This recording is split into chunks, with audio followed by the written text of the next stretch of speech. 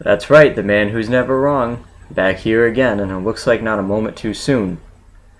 Now, as you probably all know, and you definitely should know, there was a very big chemical weapons attack in Syria just a few days ago. Over 1,300 people were killed, and many more were injured. One side, Vladimir Putin, says it was Assad that did it. The other side, says the FSA did it. The other side, Obama, says Assad did it. Now, let me tell you the truth. It was the FSA. Most likely with weapons that were directly supplied to them from us. I mean, it's not like Assad had them, and, it's not like they were loaded with cash. How else are they going to get them? But that's not the main point. The main point is why they would do that. Why they would attack civilians. For one, a lot of the media and the president would have them portrayed as heroes, trying bravely to fight for freedom in Syria, and that is not the case at all. As I've explained in another video, they're not heroes, and they're barely freedom fighters. They're just trying to replace one evil regime with another evil regime. As a matter of fact, members of the FSA are sworn members of Al-Qaeda as well. So why would we be fighting Al-Qaeda in Afghanistan for 12 years and yet want to help them in Syria? But again, that's another issue, but an important one nonetheless.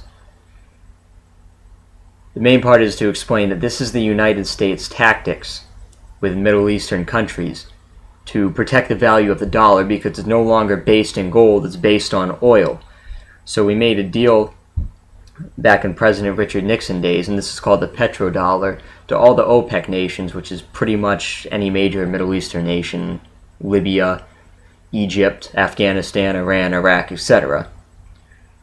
That we made the deal that they would export their oil only for US dollars. And as of late, due to the dropping value of the US dollar, a lot of these nations have been backing out. That's the same reason why we've been at war in Afghanistan and Iraq, especially Iraq, because they switched from taking US dollars to taking to taking euros, which was actually making them more money. But right immediately after we walked into Baghdad, they switched back to taking US dollars, which doesn't make any sense unless you factor in the petrodollar. Same situation with Iran, except instead of taking euros, they're taking gold, which is why you're hearing so many anti-Iran things in the media.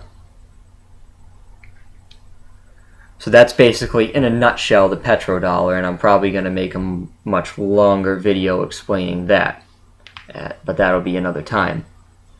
But that's the United States tactics, and they're willingly giving these chemical weapons to terrorists simply to protect the value of the US dollars, which is not only placing innocent lives in Syria in danger, but it's putting our lives in danger in America. This is a known terrorist organization that is responsible for mass atrocities, and we're giving them chemical weapons, and look what they do. They attack civilians in their own country, which they've been doing anyways. And I mean, I've seen the bodies of the dead children from the FSA that claim to be freedom fighters simply because they were Christian children. They weren't Muslim, so they were brutally, violently beaten and murdered.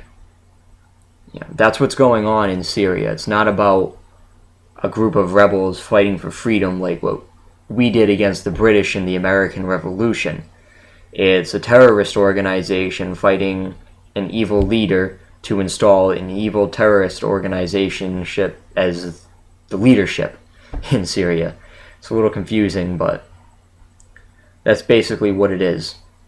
So whenever you hear in the news how Assad brutally attacked the civilians in his own country with chemical weapons, do not believe it for 1 second. That is complete BS. It was not Assad at all. It was the FSA. There's no reason Assad would do it.